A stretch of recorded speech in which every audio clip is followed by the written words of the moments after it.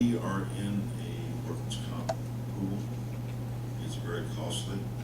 The support that we get from our carrier, I consider to be very poor. And we would like to get out of this as quickly as possible. Any time into curtail any future claims. If we have people on light duty, the claim won't go against us. And right now, you know what workers' comp is, how much it pays a week. And a lot of people would like to work if they're all able to work light duty. And this is something that we've never done in the city, but it's something that I think is worth trying. I truly do. The department heads, they agree as well. Try to keep people at work and keep the cost of our workers' comp down. And accidents do happen. We haven't had a whole lot of accidents, a few little small debris in the eye, dust or something of that nature. We haven't had any major incidents since what, late 13 or late 12. They go by 3 years. 3 years is how long they Okay, keep we you had on that. one large case in 12 that the salary portion of it extended over into 2013. So unfortunately, it's gonna be a little while before the history of that one will drop off. But this was one of the recommendations from our healthcare agent and our P&C agent to try to get some kind of light duty, limited duty implemented so that you could start working with one either work well and trust the current provider to kind of pull that salary portion back out of it. Because right now, we're letting them handle all of it, but if we would implement the slight fee policy, we'll be able to kind of wrangle back in the salary portion of the workman's comp, and that will reduce that modification factor that's up there high enough now that it's still. But this applies not only to injuries on work, but also. Injuries at work only, or illnesses from work caused from the job. Injuries or illnesses. That's covered in workers' comp. Okay, so how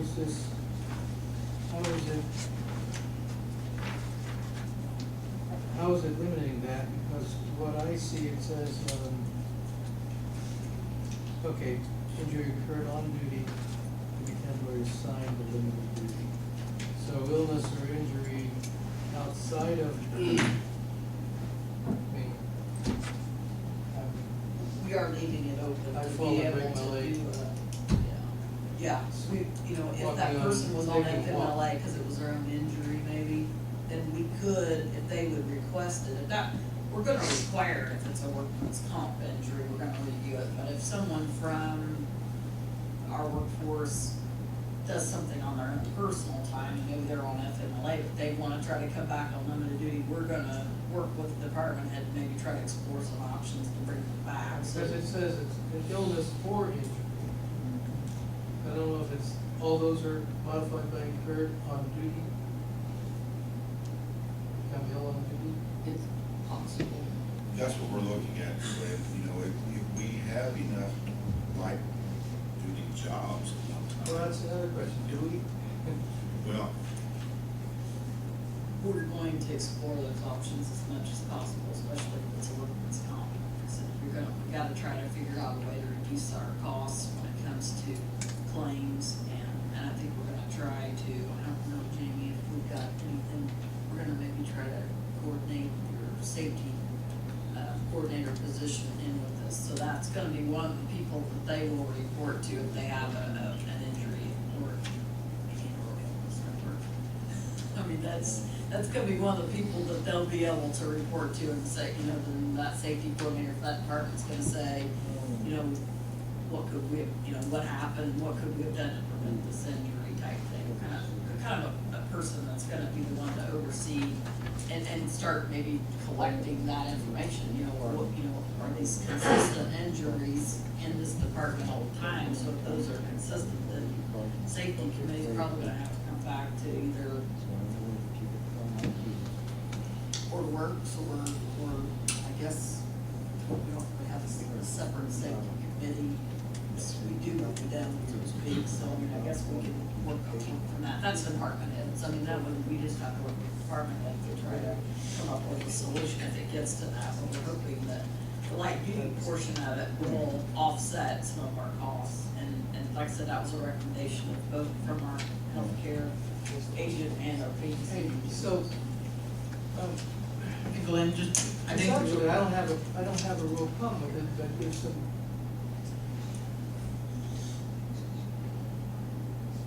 Later on here, it talks about, you know, if there's no appropriate limited work duty, the employee shall be required to use appropriate paid leave time.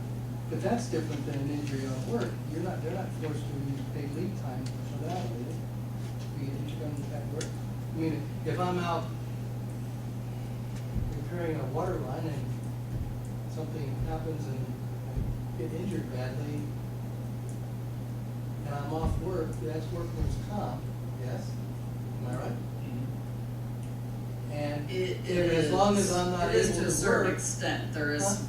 it is to a certain extent. I mean, the initial time off, I mean, they do have to work 7 days before workman's comp will take it over. So they can get that time back. They don't necessarily lose accrued time. There is some question about that, because there's Yeah, not really anything in workman's comp, even on the state law side of it, that says But this is assuming they've been off for a while and they're coming back. potential. I don't, again, conceptually, having some ability to help people transition back, I'm not opposed to that. I can't, I suppose, but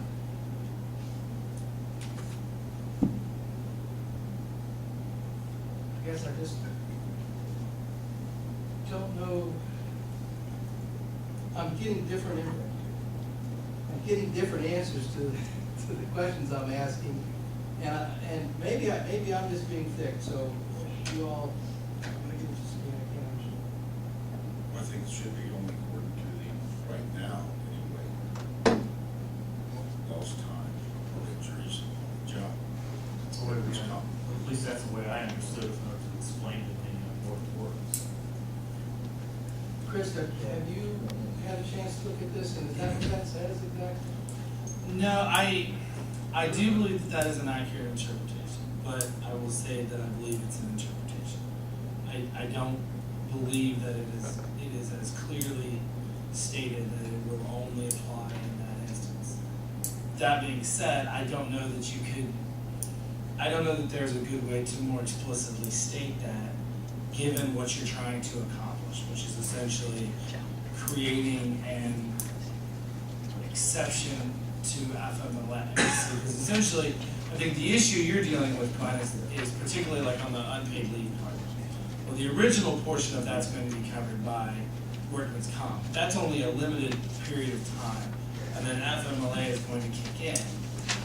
I read this ordinance as being in lieu of FMLA or in lieu of any sort of extended work comp, which means that presumably you have reached the point where a medical provider has given you clearance to do a certain amount of work. Whether that's because you've reached a permanent physical impairment number or you've gone as far as you can give them treatment, whatever it is. And then you want to continue working. Because I think statutorily, and I don't think it's simply the city of Greensburg, I think it's a statewide statutory gray area, where you have this sort of, for lack of a better word, abyss, where I've kind of gone as far as I can go in work comp, but I'm not really ready to come back to full on work. I don't think it's exactly that, because we use this, it's pretty common practice to use it. Let's say you send somebody to the doctor and they have a back strain. The doctor looks at them and says, all right, they can't lift greater than 10 pounds for the next week, and they come back and they'll get a follow-up next week, and they give them some restrictions. Well, can we accommodate that restriction? Maybe there's something, maybe if it's a firefighter and it's one of Scott's guys, he says, hey, we got this project, I need somebody to do it anyway, it's office work, he can sit in a chair and do it, and we can accommodate it. Maybe that work's not always there, so it's one of those, it's a case-by-case basis, Yeah, based on their restrictions.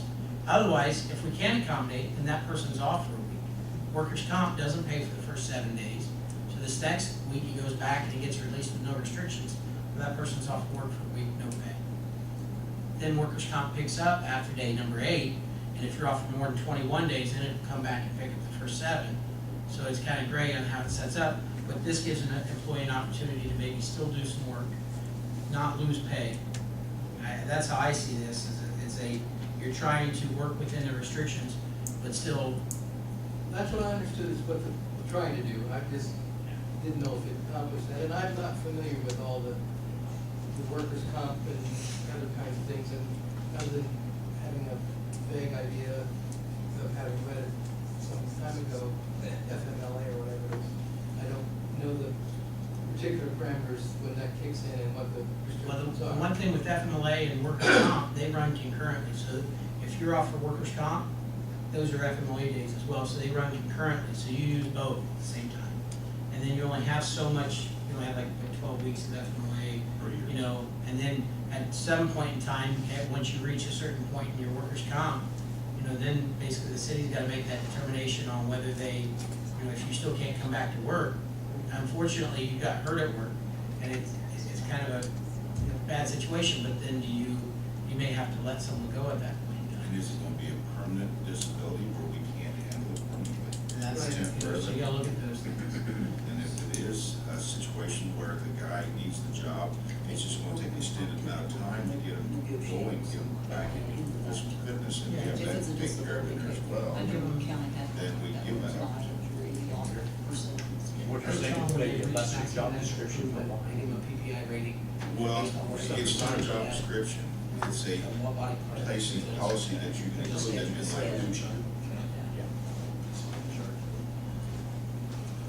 To answer what I believe is a portion of your question, anyway, Councilor Deb, I have no problem with the language of the ordinance. And I'm not gonna say in the way of passing it. Do we need to pass this in 2 readings tonight? Reason we do, when we have Go ahead, what was it? people off work right now, that we could ask to come back and shorten their time off of work, which still looks better on our insurance claims. And if we could wait till next month to do a second reading, who knows what can happen tomorrow or 29 days from now. I understand. It's just, and I'm gonna say it again, we got notice of this Saturday. Sunday. Initially, we And- sent out and- a little sooner than Well, that, this but has we to have been a longer, we were trying to get a some. longer time period in its genesis and in its, your concerns. And We've been trying to put this together for a couple weeks. We thought we had somebody else working on it for us, and they kind of dropped off. And something else, this isn't something that we dreamed up, this is language that our policy people have approved. And, well, they changed some of it too. And I know, the guy that did the edit on it, I trust him pretty well. It's just that, it's a lot of last minute stuff that has significant impact, and getting at the last minute, not having had enough time to answer a number of questions, not having, passing it, I had no trouble passing it tonight, waiting a month, having a chance to look at what other policies, what other places are doing, how their language might be, take a look at some comparisons, and then passing it on second reading. You know, so that's my concern, that's my frustration, you know, and I. Understand. Understand. Okay. And Glenn, I don't know if it makes you feel any better, I don't know what other cities do, but I know this is really common in industry, for industries to do this exact thing. So, I hear you. Now, like for something that you don't like, it can always be amended. My question would be is, you pass it on Wednesday night's meeting for the school, or for the school board hearing? Because we're gonna be here, I mean, if there needs to be deeper research. Have we got enough time? I'm just saying that could be a suggestion. As I say, I don't think they got the time. I would also probably note. You better given remind them. The fact that you amended the agenda to add it, you can necessarily put significant notice out ahead of time. If you can delay until Wednesday, particularly given how close it is. I think it would be beneficial to you. We want to pass it on first reading night, second reading day? And then give you time to look at it, but we need to know what you want us to do, council, between now and then. What questions do you need answered? We not need to do anything. I mean, I guess I'd like to hear and see what some other cities are doing, how they handle this, what other ordinances might look like, what are the personnel policies, personnel policies that are around. Would you like, 3 or 4? I can put it out, I have to get several. I don't have. We probably have 4 or 5 just for fire department. I was gonna say, if it would suffice, I put it out to several fire chiefs, and I have several copies of what they do. If you would like to see those, I can forward those to you first thing in the morning. This We language get came from information from general. the mayors surrounding Greensburg in our area, how they do things. No problem. Not get those. Some of them were like more of an operating procedure than they were a part of the policy, like Purdue was part of, theirs was part of an operating procedure that coincided with their policy. And then the language that you have before you, except for the ordinance portion of it, all came from, Wagner or Winton Shields, so. I'm fine with that. So if you'd like to, someone make a motion for the first reading of ordinance 2014-16. So moved. Second. Any further discussion? Hearing none, all those in favor say aye. Aye. Thank you. Motion passes. Thank you very much. One other thing before we go to the board of works report, Mr. Poling, we have received gambling revenue for the year 2014 of $68,070.70.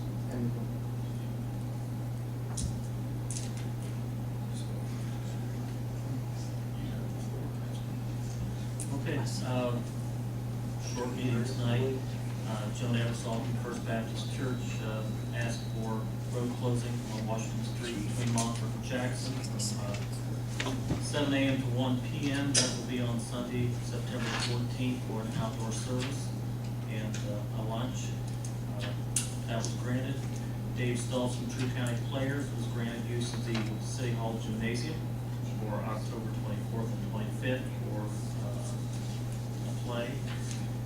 Wendy Blake from Main Street requested use of the gym for the winter market, November through April, November 2014, April 2015, second Saturday of every month. Again, for the winter market, that was granted. And then the mayor has already discussed the light duty. And the other thing was Scott Chasteen, Chief Chasteen, talked to us about starting a discussion of this vendor and peddler permits. And I've asked Scott if he would kind of give the same speech he gave to us. Good evening. We've had some pretty extensive discussions in department head meetings on this. And we took it to the Board of Works first because the Board of Works a lot of times is the one that approves intersection collections and different things such as that, with it being an intersection. And we wanted to just start some conversation with them, see if they thought there was a problem. They somewhat agreed with us, so Darrell asked me to talk about it now. Basically, ordinance 1998-15 deals with peddlers permits, and so on. Whereas you're sitting at supper, you get a knock on the door and somebody trying to sell you a sweeper. We've had furniture people, we've got people driving through with freezers in the back of the truck trying to sell us meat, all kinds of things. And in order for them to do that within the city, they have to come to City Hall, they have to apply with the mayor has to do research, see if they're a reputable company. They pay like $100 for 5 days worth of peddling in our community. Bridget has to issue the permit. They then take that permit, run 35 copies of it, give it to 34 other people that climb out of a van, and then they saturate our community peddling their wares. And we just want to start some conversation with you folks, because if we do amend the ordinance, it's going to be you that have to amend it. But, you know, we have businesses in our community that, you know, with the economy have struggled and are still struggling. And then we have people that come into town, pay $100, they don't pay taxes, they don't pay anything else, and they come to town and they start selling their wares. We want to just start conversation with you.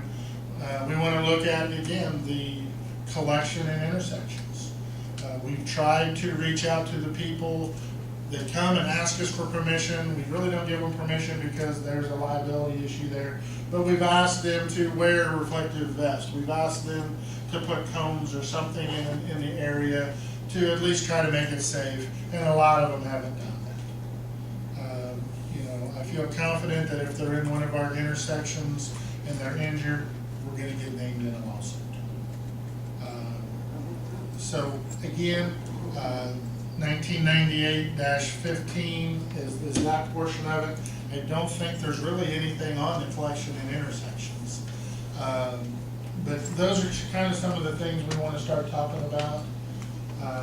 Think about what your thoughts are, get them back to the mayor, get it to me, get it to Bridget, and again, hopefully over the next couple of months, we can see where we want to go with this. Again, you know, our business people are loyal to us, they're paying their taxes, they support our, you know, different endeavors throughout, whether it's the high school, you know, sponsor little league teams, whatever, and, you know, these people come to town and, you know. Drive down here from Greenfield or someplace where it's a good spot to collect, to Panhandle, Bay. So, that's basically what it was. So again, hopefully over the next couple of months, we can start discussion on this. I think something to add to that, Mr. Hanneman talked to me after the Board of Works meeting. Instead of, especially on these non-for-profits, instead of saying you can't do this and you can't do that, maybe we as a council can come up with alternatives. Maybe going to businesses and standing outside businesses to collect, or there's other ways that they could collect for their organizations.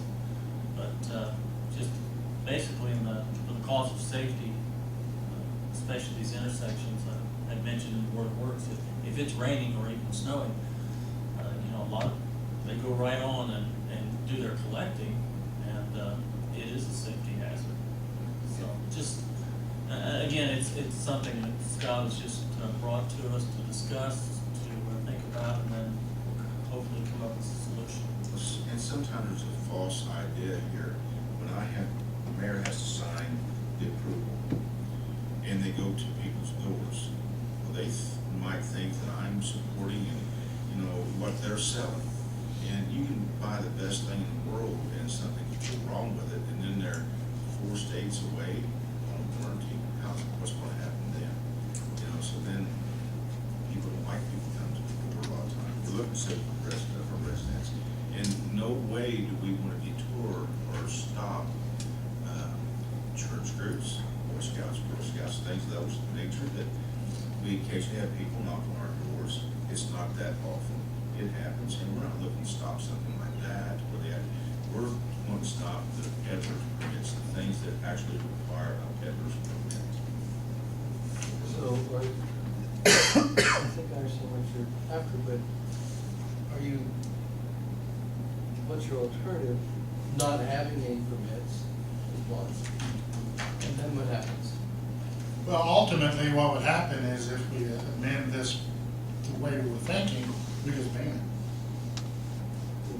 We ban it, but then we could also, as the mayor said, we could put stipulations in there that, again, the Girl Scout can still come knock on the door and sell a Girl Scout cookie.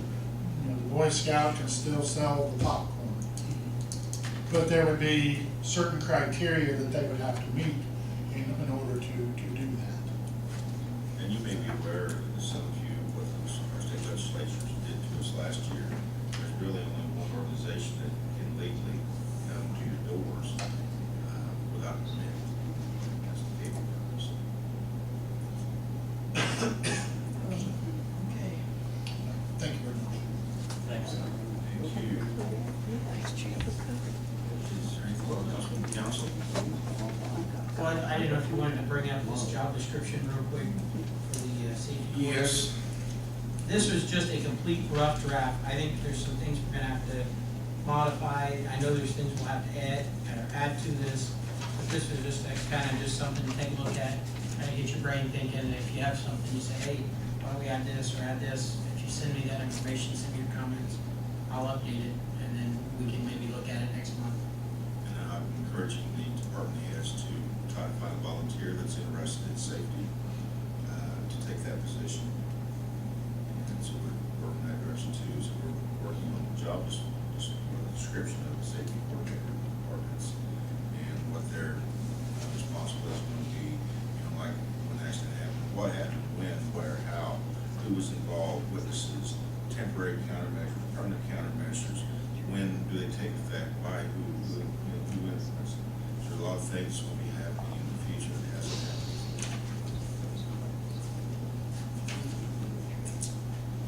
Anything else from council? Audience? Any questions or concerns or statements? Hearing none, I'll entertain a motion to adjourn. Adjourn.